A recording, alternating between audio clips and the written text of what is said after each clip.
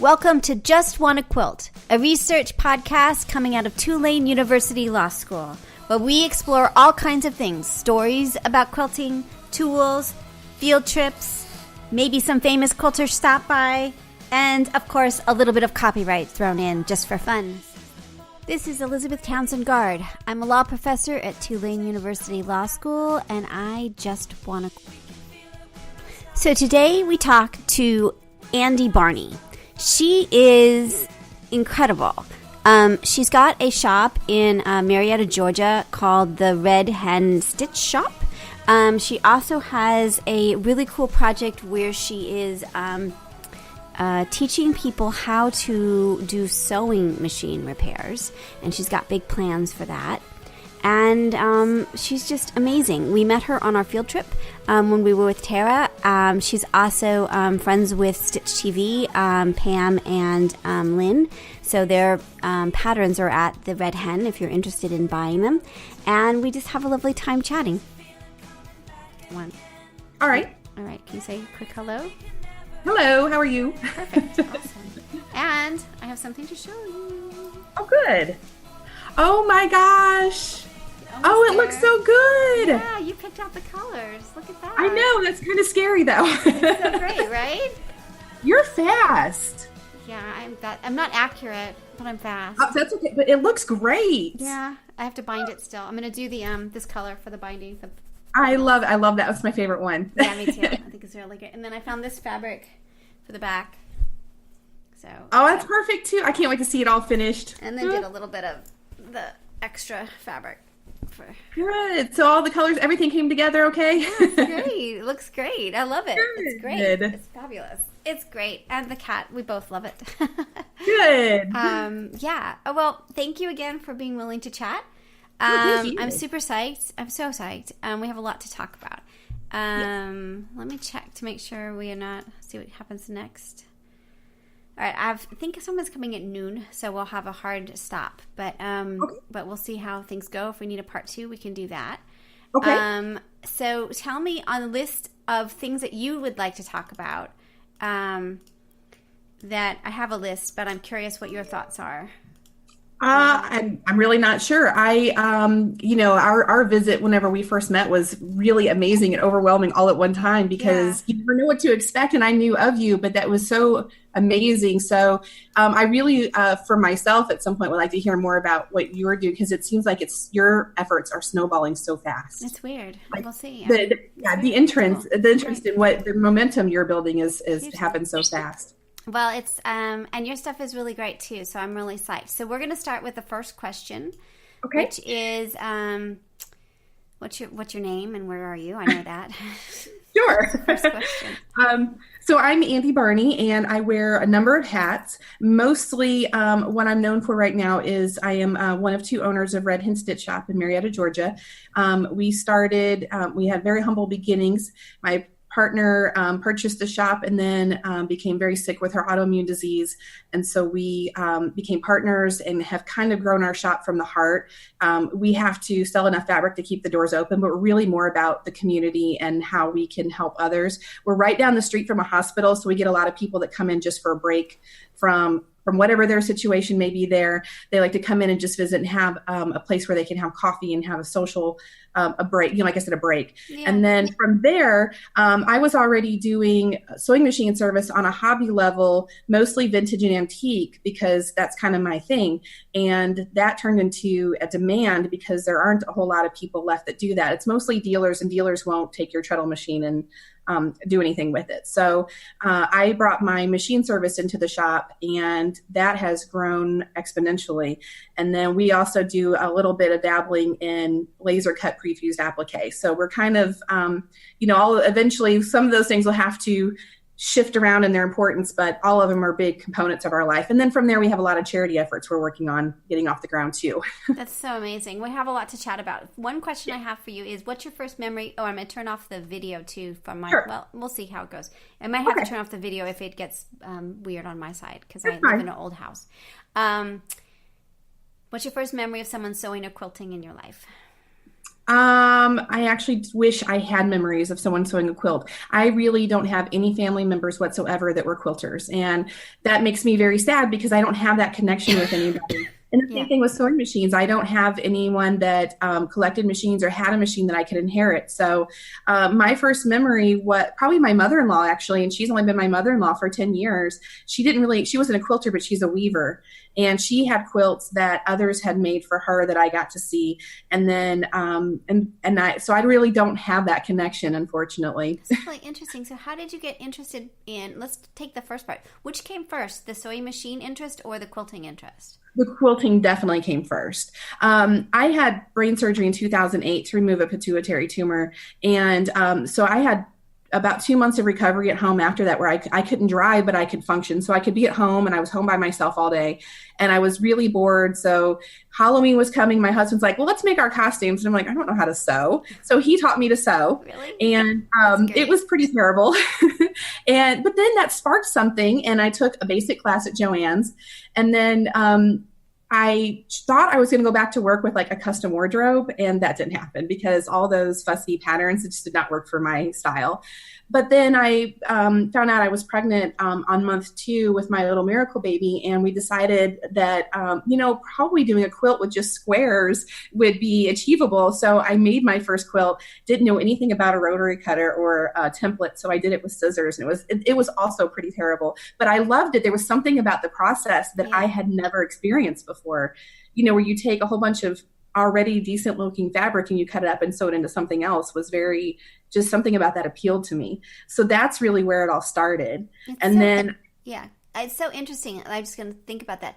There is something do you still sort of understand sort of why we do what we do, like what it is about quilting what is it about that? Do you still have a sense for of me, that? it's therapy at this point. I mean, there is, you're taking something that's just fine in its natural state, and then you're actually taking it apart to put it back together. And I think the endless possibilities and the fact that you can never learn everything in this craft, what appeals to me the most. There's always a challenge. I'm never going to get bored. Yeah, it's totally true. But it really is. The variety is amazing. There's kind of something for everyone who's interested in this kind of thing. It's amazing. All right, so you did your first quilt, then what happened? So then I really got hooked. We did make a few things for the nursery. We did like the curtains and the some little decorative things. But around that time is right when the Modern Guild started its movement, and I had discovered Elizabeth Hartman on just doing a search. I'm like, no offense to anyone that likes traditional. I'm a traditional quilter in some ways too, but I just wasn't really into browns and like drab colors. Yeah. So I went searching for something else on the internet and found Elizabeth Hartman, and she was just starting her blog at the time and like getting her momentum. And I was so drawn into that scrappy, really, really bright color look. So let me ask you, you're not the first person to say that Elizabeth Hartman's blog was what sort of motivated you. What year is this that you start to find her? This is the end of 2009. So I would say maybe even right into 2010, because right on the corner of her blog was a link to the Modern Guild. And I was like, well, what's a guild? I mean, none of us knew what a guild was. Right. And so I clicked on the link and found out there's this whole organization. And I didn't even know at the time it had literally just started. Wow. I assumed it was something that had been there forever. And we found out that there was a meeting at a local quilt shop. And so I called another friend who was sort of dabbling in quilting and said, well, let's go check out what this guild thing is. Yeah. And we went, and it was a room full of people just like us. Some of them just had discovered quilting. Some of them had been quilting forever, but it was a nice collective group of like minds. It's a really great group. When I was there in Atlanta, I went to the Modern Quilt Guild in Atlanta, and I was like, I think I want to come every month. I know I live in New Orleans. I know. And that was a phenomenal experience, because that guild had just started the month before, but it was started by this group of people that all worked together. And by the second meeting, they were all transferred to another city. Really? So all the leadership was gone. That's so weird. By the second meeting. That's so weird.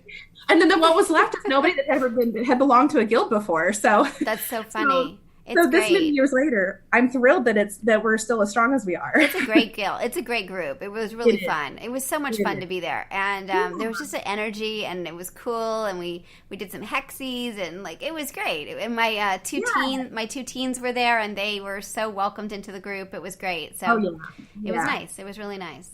So that's where it all started. It was very contagious. It's interesting. How important do you think Elizabeth Hartman is to the Modern Quilt Guild movement and that blog?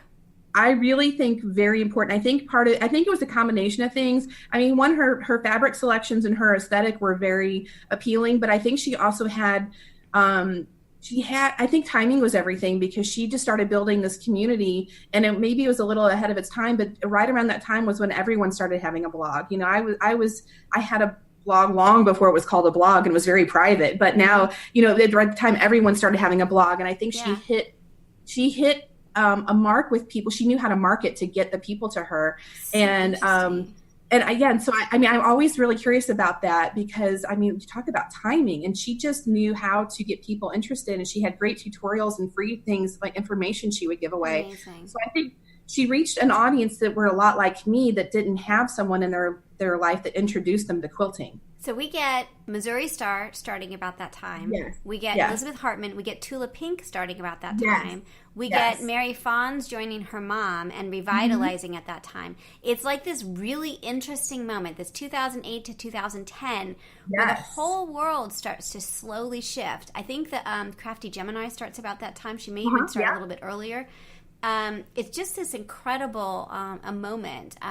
It's the new chapter in the history of quilting. It's really kind of interesting to see. So you're part of that. So you are early on. You're one of you are nearly the founder of this new guild by the second meeting. And so what happens after that? So this is 2010. What happens then with your quilting and your life? Well, I guess I hit the accelerator, because it seemed to be like the missing piece in my life that I didn't know was missing. And I actually have reflected on this over the years and thought that, you know, if I would have, I'm not saying that quilting could have saved everything, but I think if I would have found this thing that has become such a part of my life, like I said, it's my therapy. And I hear that so much from so many other people. I feel like if I would have had something like that was this big, that I could have invested my energy and my thinking into, I think I would have made a whole lot better decisions in other parts of my life, because really it was, you know, I feel like when you're wandering around looking for that thing that's missing, you end up going to too many of the wrong things. And for me, it was quilting, and I would never have seen this coming, because I am so not domestic. Yeah, no, that's really. I'm not either. You should. I mean, I think people think I should be, but I'm, no. But no, not that domestic. My husband is super domestic, I have to say. Same here. He's got, he's got that whole, he just painted a room, and it looks gorgeous. And every time he kept telling me about the color, I'm like, I don't know. I don't know. Yeah, so that's really interesting. So when you think about that, how do you think, how do you reach a generation, how do you reach younger you? Have you thought about sort of what you do to reach, people that would have been you when you were younger? Uh-oh. Does that make sense? Your old self. Oh, how do you reach your old self, the new people that are you now? Well, I think social media has been the biggest part of that. And I think back to that era, and that's kind of when, Facebook, I know, has changed its age demographic. But even back then, I feel like that was the turning point, because you have someone like me that I was familiar with Etsy a little bit. I was familiar with all these things. And there's a quote in a book that came out, I guess, about 4 years ago. I think it's called...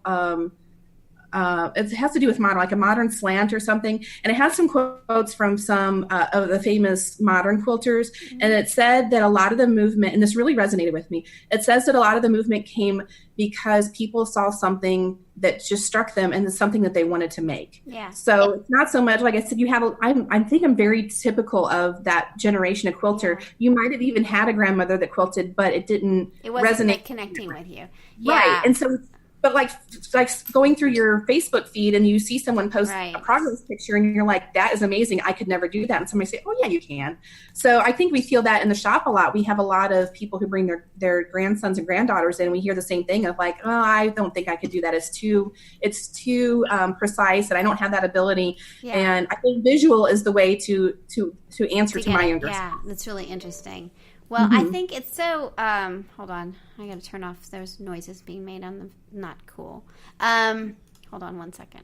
Sure. Okay, I got rid of all the noises. Okay, so your shop is, describe your shop. So I love your shop. I think your shop was like, It was the end of the day. We had already been to 2 shops. We were exhausted. The kids were in the car, literally just hungry. We're like, okay, we have to stop at this shop.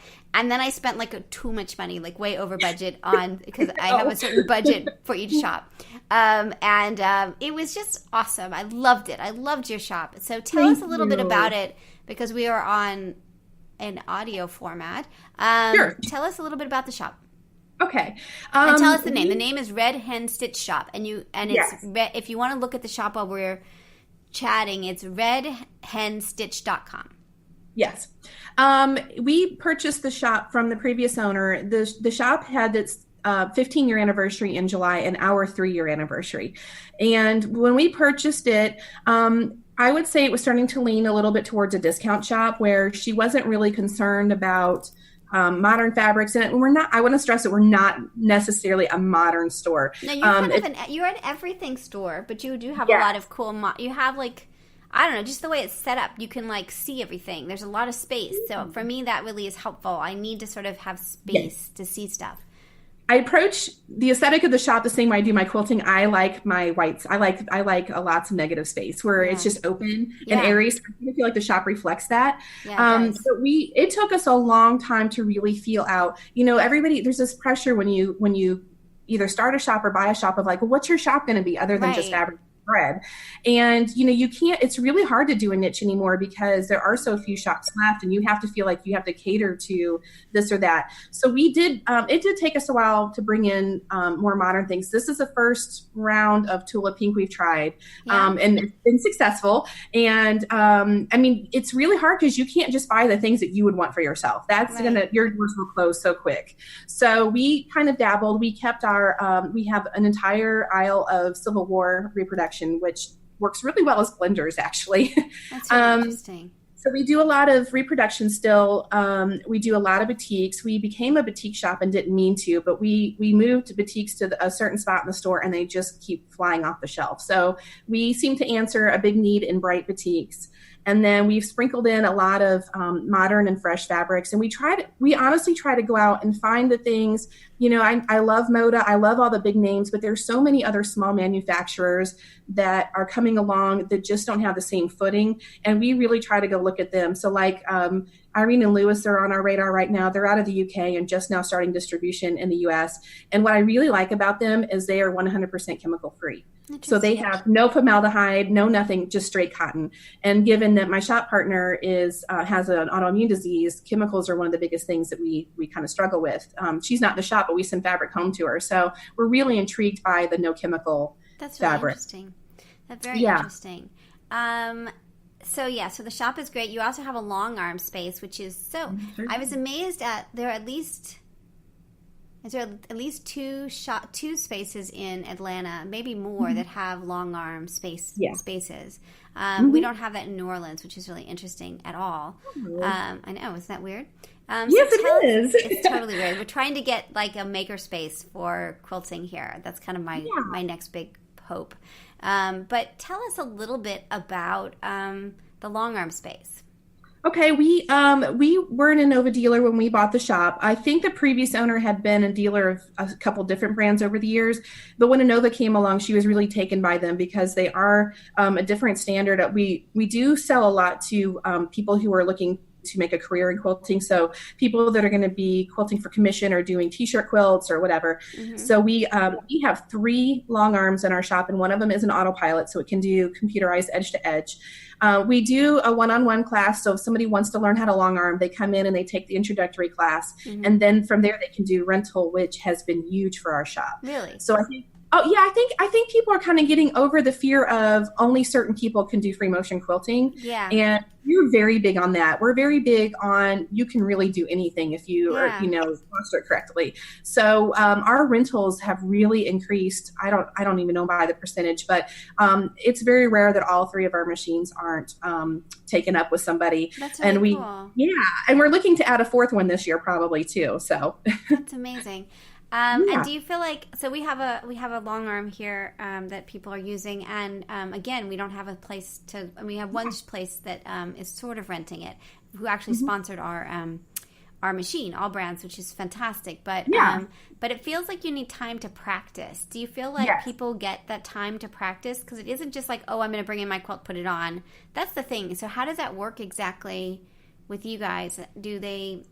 How do they learn? Is I guess the question. That is a difficult thing, and that's something I personally try to stress to them is that practice is everything. So I think there's a misconception that if you've attempted to quilt on your domestic machine, that I hear people say, but it's so much easier on a long arm. And yes, it is, because you don't have to sandwich your quilt beforehand, and you can move the head rather than the quilt, but it doesn't necessarily mean that the actual movement of free motion quilting is any easier. Right. So what I typically suggest to someone who's thinking about going down that path and not sure they want to make the investment on the time and the money is to learn on your domestic machine first. If you take an introductory free motion class and learn the movements and the hand, eye, brain coordination, if you can learn on your domestic machine to get the basics, and then you go learn on the long arm, you will always be able to do both. If you look at Angela Walters or Leah Day, they can do both, because I think both learned, they learned on domestic machine. If you learn on the long arm first, the brain does not go backwards. It's a big stretch to learn on the domestic machine if you learn on the long arm first. That's really interesting. I have no idea. I'm sure there's probably some scientific component to that, but I've noticed that anybody who's been long arming has a really hard time going back to the domestic machine. That's really interesting. But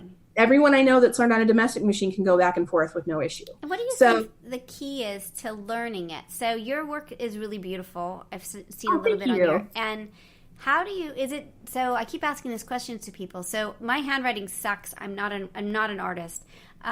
Is there kind of a maxing out on my skill, or do you think that it's a totally different thing and you can learn it? And how much is it talent versus how much of it's skill that you just learn by practice? I am a firm believer that it's all skill and practice, because I am not an artist. I know that people look at my quilts and you must be an artist. I can barely draw a stick figure. Really? It is so bad.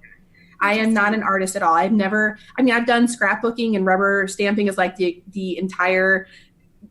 entire skill set before quilting. So I don't come from I can't paint the picture. I can't do any of that. But and I have years of sketchbooks, and what I would do is take these really cheap blank sketchbooks, and I've been on guild boards this is my first year in 8 years. I haven't been on a board. So now, I used to go sit in these meetings, and I am the type of person, if I'm not doodling or something, then my mind wanders. So if I'm doodling or sketching, I can focus better. So I took these sketchbooks in there, and that's what I would work on the whole time that we're in guild meetings. I was to sit there and draw out.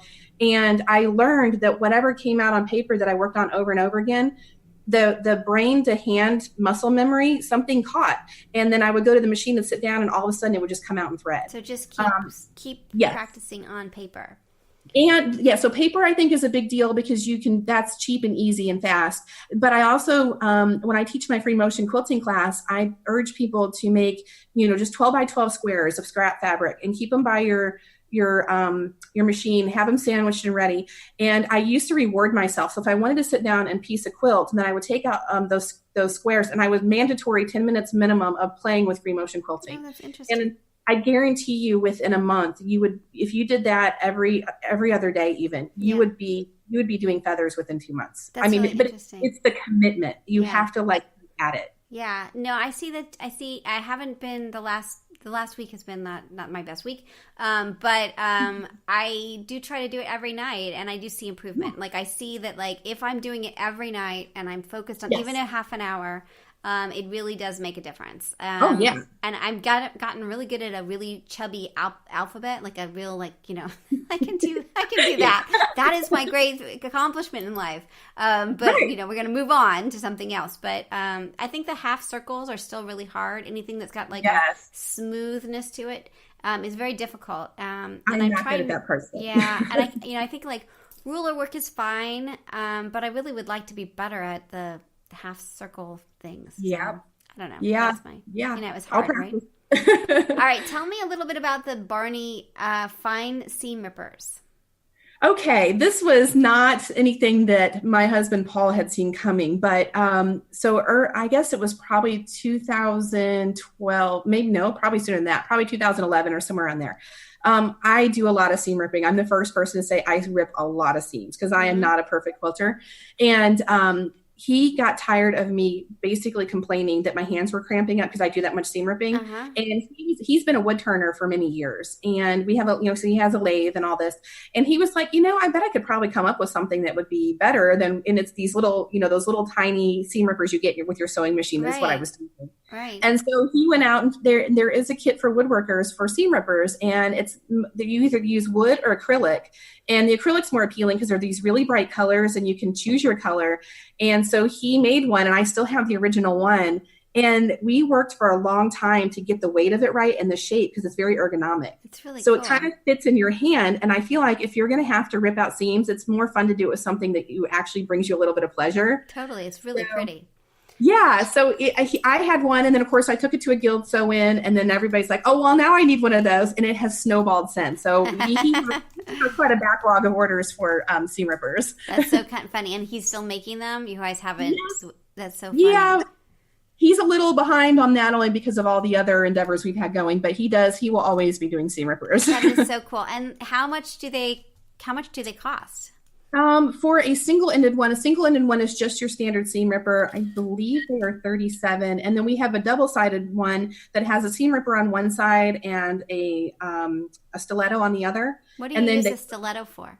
I use them for curves. So if you're feeding curves through your foot and you have to kind of keep your finger from going under the foot, you use this little fine point to feed it through so that you don't sew your finger until you can keep your edges together. That's really cool. And they are strong enough. I mean, it's a very substantial point on it. And I know we used to have nightly sew-ins at night. People would use them as their backup weapon because they are pretty substantial. But I think you'd actually poke holes in leather if you needed to. That's so funny. I love that. Quilter's defense mechanism also. Totally. It's a whole nother thing, right? That's so funny. I love it. All right, so I'm really interested in your sewing machine stuff, and tell us more about that and sort of your whatever you're willing to share with us about your sort of what that is exactly in your life. Okay. So like I said, I started collecting machines. I like antiques, and it was a natural progression to go from like lamps and things into old sewing machines because I'm a quilter now. And that grew really quickly. And even if you're going to a nice small town guy to have your machine service, when you pick one up at an estate sale and it needs some work, it still gets really costly to have that many machine service when you're a collector. Yeah. So I thought, well, sure, there's some information out there where I can learn how to do some of this myself. And it turns out there's really not a lot out there. There probably is more now than there was, 8 or 10 years ago. And so I started just kind of dabbling in it and realized I was actually more mechanically inclined than I realized. And I did a lot of studying. I found a mentor in Texas that would work with me, and he taught me the ins and outs of lubrication and cleaning. And we got into timing and all the specifics of how things run. And then I started getting a lot of, well, I have my grandmother's old treadle, but nobody will work on it. Would you do it? And that became like a daily occurrence. So I started running basically a machine service and restoration out of my house. And then that's when the shop came along and I moved it into the shop. So at that time, I went and worked with some other people that taught me modern machine service, which is a whole other animal. So I do both, but our specialty is definitely vintage antique. And so we're one of the few people in the Southeast who will like replace gears in a touch and sew or some of the oddities. And that's been a real pleasure because there's nothing like hearing people's stories of where their machines come from. And one of my customers, her mom was actually the first female general manager at Singer. Really? And that was a huge thing back in her day. I think it was 1956. She said that she started there as a manager, and she had inherited her mom's collection, and so I work on her machines for her. That's amazing. But that's been my best thing. One of my goals, with my infinite amounts of time that I have, is to have a sewing machine stories. I don't know if it's a blog or a video or what, but I really I think there's stories that people have related to their machines just like they do with their quilts. Yeah. So I think both are important. Mm-hmm. And so then from there, I get questions day after day of how do you learn how to work on machines? And all the research I found, there's no school, there's no trade school, there's a few independent programs throughout the country, but there's really nothing that will train you to get you ready to, if you wanted to open a side business, there's really nothing for that. So we decided over the last year that that's where I'm supposed to be. So we're working on building a trade school that will teach full scale. So everything from vintage and antique all the way up through modern. That's So really you cool. won't, so you won't, if you come out of our program, you won't be certified through like Brother or Viking or Bernina, because that's impossible unless you're a dealer. But we will have a full scale certification program where you have to actually prove that you've met the standards of the program so that you could go out and you could work with someone or start your own business too. That is so incredible. How long do you think that program, if you're in the program, how long do you think it'll take to get through the program? Okay, I lost you there for a second. Okay. How long do you think, what's your vision of how long the program would be? Well, we're breaking it down into manageable pieces. And I think there's people that are hobbyists that want to do it so that they can take care of their own machines and maybe dabble with other people's. And then I think there are people that will want to actually go into a career and maybe in a small town where they have no machine service will want to start up something. Yeah. So we're structuring it in kind of a la carte right now, where you can this coming September, we're launching the vintage machine cleaning class. So that's more for people that go to estate sales, Goodwill auctions, everything to acquire their machines and want to know how you just clean and lubricate. Because most of the vintage machines don't need a whole lot of work. Yeah. They just need love and care and some minor repairs. So we'll be teaching that. And then we're adding on another day class where it's the actual certification. So you would learn timing and adjustments, like the repairs. Interesting. And then we'll keep building from there. And if somebody wanted to go through the whole thing, it really depends on them, because it is kind of a partial, you come and get your information, but it's also a lot of hands-on applied on your own time. So so a lot of it, you'll come and learn your information, then you need to go home and work on your machines and make sure you're ready for your testing. And we're going to do both online and in person. And then we're going to, we're trying to work. I'm partnered with Joanne's kind of. We're just starting our relationship, but I think there's a chance we'll be able to do a tour of stores where we can go to certain regions, and those people that are wanting to test, they can come and meet us at that location and save them travel expenses so that they can do their certification testing. No, that's so great. Yeah. That's so exciting. That's such a big thing. That's so cool. I wake up every day so excited for this. And most days I don't know how it's going to happen yet, but this is really makes me feel alive. Huge. So will it be very costly? Like, what's the economics of a program like this? We're trying really hard to keep it as economical as possible, mainly because, I have to make a living too, but I really feel like we're about to miss the opportunity for this to carry on. As it is right now, dealers dominate the industry. So, if you don't have a dealer in your area, for one, you have no service available, but also dealers don't address the same things we do. So a dealer, yes, will handle your Bernina that you just bought 2 years ago, but if you bring in a Bernina, like an older one, they're going to tell you parts are not available, it's dying, it's time to get a new one. Well, that's true, except there is a whole aftermarket that does take a lot of wading through some stuff to find the part. Right. And we'll do that, whereas a dealer, it's not worth their time. So it's two different models. Yeah. And so we're trying to keep it as economical to get as many people on board as possible. The vintage machine cleaning workshop is probably going to be about $150, and that's a full 6 to 8 hour class. Wow. And that might have to change as the market changes, but we're trying to keep it at that. When we add on the second day, it'll probably be another $150. So you're looking at $300 to certify for vintage and antique machines.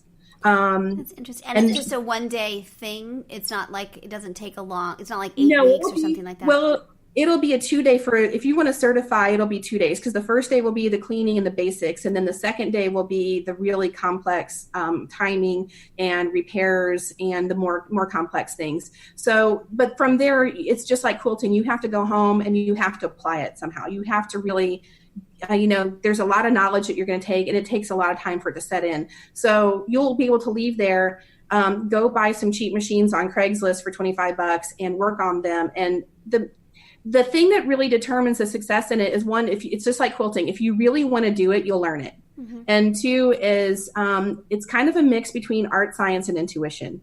So you can't really, even if someone hands you a manual, you can't just read through that manual and figure out what's with the machine. You build your intuition over time. That's really interesting. So we're trying to offer, for the people that want to do certification, we're building a subscription website so that you can keep getting education and assistance. So you're not left on your own. We're going to have boards and things where you can come in and ask questions and get guidance really while you're learning your process. That's very interesting. What a great business model.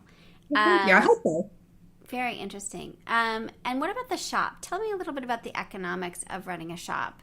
You said that the fabric is really the bread and butter. Tell me a little bit about the difference between like the classes and the long arm rental. Like what are your revenue streams, I guess? That would be the first question. This is really hard for me because this is my first real experience on the economical side. Yeah. And I don't think owning a quilt shop looks anything like anyone expects it will. Yeah. I wish I could say that fabric does more for us, but honestly, the revenue margins on fabric are not great. That's what I've heard, right? That's it's just not. I mean, it's really not geared to benefit the shop owner. It's really geared to benefit everyone in between. It's so interesting because your shops and all these shops have so much of their space dedicated to fabric. I know we're working, and I'll be honest with you. I think right after you visited, it was right before you visited, we had already gone through this conversation, and I think we were talking already.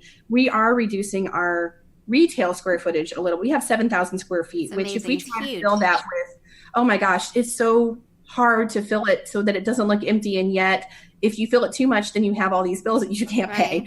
So we did downsize, and, we're not the only shop in the area that's downsized our revenue. And I know from another shop owner, she said that she decreased her fabric offering by 30% and her profits have gone up. And I think it's because, if you have too many options on your shelf, people get a little overwhelmed. So if we have too many purples and batiks, people end up walking away because it's like, I really just can't make a decision. Yeah, So we've learned to narrow down, figure out what our voice is. I think the more classes we have, that feeds the revenue, because if we get so many beginners that come in, and if you don't teach them how to use our tools and how to use our fabric, then they will just get discouraged and put it all away and forget about it. Interesting. So we are moving our classroom space out into our main floor. Our old space, this building was built in 1937, I believe. Wow. So we struggle with power, with electrical issues, and we could only have 2 irons in our classroom for a long time.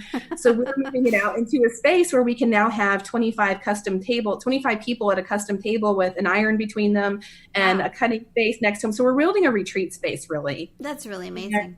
Yeah, the more that we can make that inviting, I think the more that people want to come and be involved in our project. So we're kind of branching out. We're also looking at doing a series in barn quilt painting.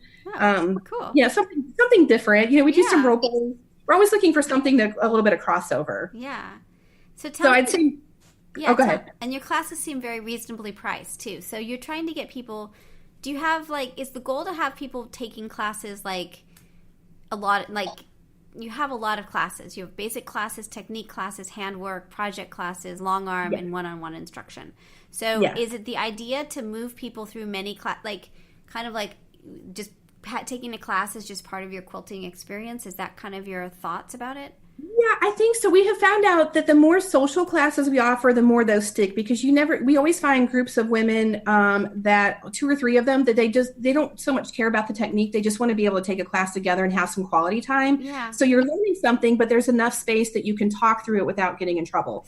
So we've partnered. We have 2 other. So Sewing Doc is my sewing machine brand, and we consider that a brand under Red Hen. Then we have 2 other brands. One is the Stitch TV show, which is Pam Cobb and Lynn Reinhardt. Brand? I just interviewed them. Yes, kind of. They're their own, but we're all kind of under one umbrella at this point, because we've all known each other. We've all been together since the beginning. That's so cool.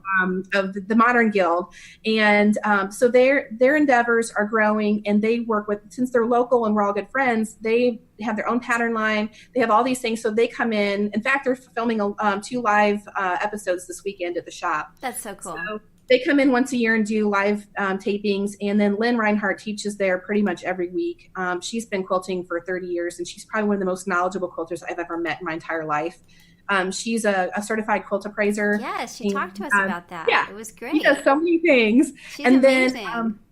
And then we have David Gilliland of Vector Quilts, who is also kind of partnered with us. He specializes in foundation piecing, and he has converted a lot of people who have been vehemently against paper piecing and turned them into professional. That's really great. Paper piecing is such a thing at the moment. It's really remarkable, right? If I could paper piece everything, I would. Yeah. So we are lucky in that I'm not having to carry the load or figure it out. We have so many people willing to come in and teach, and we like to bring in as much outside talent. We like to be able to let people springboard their careers in our shop. So if they want to come in and kind of practice teaching and learn how to do their workshops, I'm so happy if they go teach at other shops. If they teach in Houston, if they teach at shows, I'm happy to support them in any endeavor. That's so cool. That's really great. Yeah. That's awesome. We'll have to figure out a way to get me back, because I think it'd be fun I want you to come back. That's so great. I mean, I'm teaching at QuiltCon. I'm doing 2 lectures, and I'm teaching, and the idea is, it's called Quilting Copyright. We'll see if anyone signs up, but in 3 hours to make a small quilt and also learn copyright while you're doing it. So I want to take that class. So we'll have to figure it out. Maybe I can come practice at your shop. I would love to have you.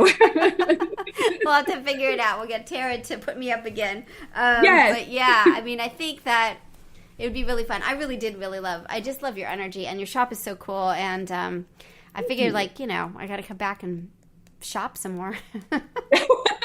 You're always welcome. I have a guest room. Oh, very good. Yes, we do too. So both ways. So this is so great. So yeah, I mean, I think you've also got kind of a social mission, don't you? Do you have a sort of social arm to sort of what you're doing? Tell us a little bit more about that part.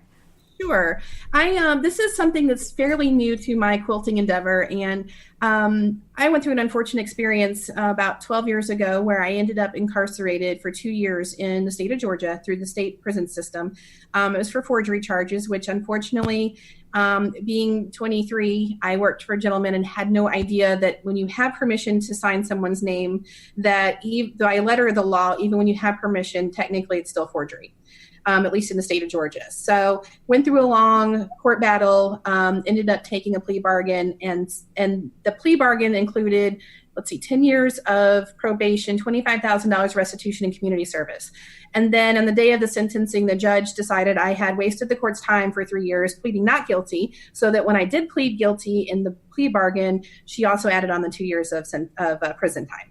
So my world was kind of turned upside down. I did go to prison for the 2 years, served every single day of it, came out sometimes a little bit better and a little bit worse, and have been trying to compensate for that since. I think I have a battle with myself of having to kind of prove my worth or prove that I'm still okay. Mm-hmm. And I felt like I've always wanted to do something. I worked for the governor for a long time. I started while I was incarcerated, actually, through the work release program. And I thought at first that maybe the way to do that was through the Department of Corrections, and realized, no, that's not really the way to go. So I think more individual help is the way I can contribute. So I've been trying to find the pieces of how that would work. And then when the trade school idea came along, I realized there are so many people coming out of incarceration, or even that have been convicted of something, that really don't have a shot at getting employment. We're getting closer with the getting rid of the box on the employment form, mm-hmm. but it's still really hard as a convicted felon to find steady employment, especially when a lot of them don't have soft skills. There's a whole lot of missing components. And so we're putting a lot of our effort into being able to offer employment and an opportunity to the previously incarcerated. So we're building a scholarship program also to get them through our trade school and to train them all the way on either working for someone or starting their own business that they would be able to be responsible for. That's remarkable. How do you do the funding for something like that? I have no idea yet. So we are really, really at the baby step. Yeah. We are just now forming that. So I feel like we have to probably get the trade school 3/4 of the way built, and then also be working on that. So we're working on forming the 501c3, and I am seeking mentors in that area, because that is not my, the good thing is we come from a quilting community, and every time I speak at a guild, I'm finally comfortable about speaking about this topic. I've gotten there where I don't have that internal, they're all going to hate me and kick me out feeling. Right. And I cannot tell you the outpouring of support that I get. Nice. Every guild meeting I go to, I get emails and phone calls of what can I do? I have sewing machines. I have money. I have fabric. What do you need? Cool. And I have to tell people, hold on just a minute, because I really have no idea. I mean, I don't want to get involved on donations until I'm fully legal on things. So I'm like, hold off for a minute. But we have so many people that will drop off old machines just for us to sell to get the trade school going. So That's amazing.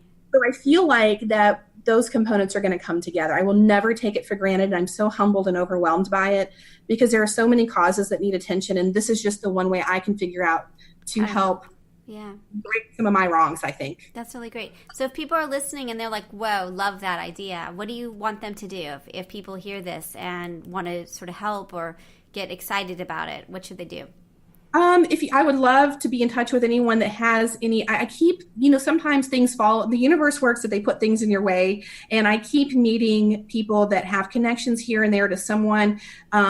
If you would contact me, I do have a website that has my entire story on it. It's caughtmycase.com. It's got my entire journal from when I was incarcerated on there. And while it's neglected most of the time, I do try to keep up on the blog portion to give an update on what our plans are. And so I also think it kind of begins with having conversations about what this looks like, because there is a stigma of, if you can't do the time, then don't do the crime. And there are a lot of people that are incarcerated that are not even that are not the guilty party. There's so many scenarios. Well, I mean, it was interesting because reading your blog about it, it was as much economic, the choices you made on not continuing to fight the not guilty, as anything else. Yeah, it is 100% economic. It had nothing to do with my being guilty or not guilty. I'd already spent $80,000 that I was making maybe $27,000 a year. I had borrowed and begged and pleaded for money to pay for my attorney's fees. And then by the time we weren't even, the state was dragging its feet on trial. So you have to keep paying your attorney. And then to go to trial would have probably been another $80,000. Oh my gosh. And there's no guarantees on any of it. So I later on in a chat room somewhere, I had run across someone who used to be a prosecutor that works in social justice. And he said, I hate to tell you this, but what you probably didn't know is they were dragging their feet because the state knew that they wouldn't win. And they were just trying to get to statute of limitations. So if you had just let it ride, you probably it would have just gone away. And Really? That was so heartbreaking, because then I was like, wow, I just went to prison for no reason. For no reason. That's so interesting. That's so disturbing. I mean, I think sort of reading your story, the thing that I found so disturbing was the economic aspects of it, that people, that it's again, the socioeconomic divide of who can afford an attorney and who can't. Oh, it's absolutely that. And I think that I had it better than some because I had family that could support me and try. I mean, we couldn't make all of the financial milestones, but I'm not typical. I mean, when you meet people that are, when you get caught in the system and you are arrested, they don't have to have a burden of proof at that point. I mean, they have to have enough to arrest you. But it really, from there, it's really hard to get out of the system, even if you're not guilty. They will push and push and push you to a plea bargain. And if you can only afford a court-appointed attorney, those attorneys are so overwhelmed, you're not going to get proper representation. So interesting. Well, and look at what it's led to in this what a crazy journey that you've been on. It has. I would never change anything, though. I never would. Interesting. Very, very interesting. Well, we haven't talked about copyright and trademark. You have the Red Hen Stitch Shop. You bought that shop, so it probably already had its reputation. That's why it's called that. Is that right? Yes, it was Red Hen Fabrics, and then we switched it to Red Hen Stitch Shop. And I think that was because she kind of, for a long time, she did have other fabrics like upholstery and other things. And we're strictly quilt shop, so we're trying to gear that a little bit towards Stitch Shop. Interesting. Yeah. And then with your new endeavor, have you done trademark work on it, or are you getting that all? No, because I am at a total loss on that. That is definitely, I'm so grateful for what you can help you for that. So you can apply through, it should be up in August to get trademark work done. The requirements, I don't choose who gets accepted because the pro bono attorneys do, but it is free. And then you pay the government fees. So if you were doing a trademark, I think it's under $300, and we do the fees to the government are under $300, and then we do the trademark work. And you could apply for both of your programs, both the shop and your new program if you were interested. If you were doing a patent, if you had something that you think was patentable, we also have that as well, and that is again, what's cool about it is the patent law changed. And so if you're a micro entity, which I think is under 500 employees, which I think is probably you qualify. Yes. I think the initial sort of the provisional patent, which means like you get a year, then you do the non-provisional, is $75. So wow. It's very reduced. So so the fees are reduced on patents, not on trademark, strangely. But yeah, it's very affordable. So email me, and I will also post. Oh goodness! So I will also post. Remind me that I need to post the link once it's up on our Facebook page, and so go from there. Now we have 7 minutes. Intellectual property. So the other component is we're going to have a booth at the Houston Quilt Festival. And we have to figure out what to do with this. We have all kinds of ideas, but we haven't got there. And we're supposed to be making money. So that's part of why Houston gives nonprofits like us space to raise money for our thing. And our big thing is like we really want to raise money for a clubhouse, what I'm calling it. It's a maker space, all kinds of other space, like space to have community and all kinds of stuff. But that's really expensive, right? Like I know. I love that, though. I want that to happen so much for you. Oh my gosh, we found the coolest building. And it's such a wreck. And we so want this building, but we need like, $500,000. A whole lot of money. Right. So I don't know. It's like a bake sale for buy a building. So yeah. So if you come up with any ideas, because we don't even know what it should look like. You know what I'm saying? If there's any way that we can contribute in any capacity, I'm happy to support that. I would love it because we can't quite figure it out, but we got to get our team together and get ideas. I keep wanting to have Just Wanna Sit because we just want to quilt, and it's really exhausting. So like have a place for people to hang out and have a hangout space, and then also get donations from. We'll have two ideas: get donations of people making stuff and just sending it to us so we could sell it, right? Like and make it reasonable because we won't have the cost because the Quilting Army would donate stuff. Then other things are scraps. And then I don't know if we could do it, but like have famous scraps. Like the idea of like, yeah, that's my idea. Famous scraps. And then we could put them into picture frames and have people sign them. So like scraps from and have famous scraps and try to sell those. I think that would be huge. Because I would say one thing that we've had discussion about is that with Lynn Reinhardt is that the modern movement is based a lot on brand name. And that's what you see now is like the way that people even sign their selvages. It's like it is such a brand name thing. It's such a thing, right? Yeah, it is. Yeah. So getting any kind of ephemera from people that people would be like, I want to buy that. So I don't know. So we might need help on that sort of, and the Lynn and Pam are going to come by from the Stitch TV at some point because they're going to be there. They have the booth at Market, but they won't have one at Festival, so we're hoping to get them to come by. So I don't know. We can't quite figure it out yet, but we want it to be fun, and we want to change the booth every day. So we want it a little bit different every day in terms of what's up and what's happening so that people will come back and see the booth. I love it. So that's where we're at. Tara's helping. Tara got me to you, Tara Miller. Yes. And I don't know. That's our story. So I would love to keep brainstorming and think because you've got a shop, but it's gorgeous, and we got to think about how to make it a beautiful, fun space. But definitely a clubhouse. If we could have like something fun. Gotta be a clubhouse. Gotta be a clubhouse, right? Exactly. Yeah. So the Quilt Clubhouse. Just want to quilt. So that's our story. I really just love spending time with you. I just love it. Had so much fun. We have the audio. I haven't listened to it yet from when we did audio when we went around your shop. So I'm going to try to edit that and also add that to this when we post this. Do you want to review it before I post it, or are you cool with? No, I fully trust you. Okay, you know what you're doing. Fabulous. Well, So I want to come play. It'll be great. So me too. And I would love to come visit you also. Oh, that would be fantastic. We would love it. That would be great. And we have lots of quilt shops here and other things and events. We got to have like a thing. So we have a guest room too, and you have a kid. And I don't know if you've been to New Orleans, but your kid is the right age for New Orleans because we have the zoo, the insectarium. Insectarium. Really rocking. I've only been to New Orleans once, and that was probably 20 years ago. Oh, it's so cool. And then the other thing is, if your kid is in the perfect age, so if you feel like you want to come from Mardi Gras at some point, come the weekend before Mardi Gras, or even the weekend before, or talk to me about it, because Mardi Gras itself is very crowded and annoying. But there are lots of family special family spaces, and it's so much fun for the age that your kid is. So you could stay with us. I would want to come for the family oriented. I think my introvert in me was like, no on the Mardi Gras. No, it's great. The streets aren't that crowded. The kids get tons and tons of throws. It's super fun. They can wear costumes and like try to get their attention of people.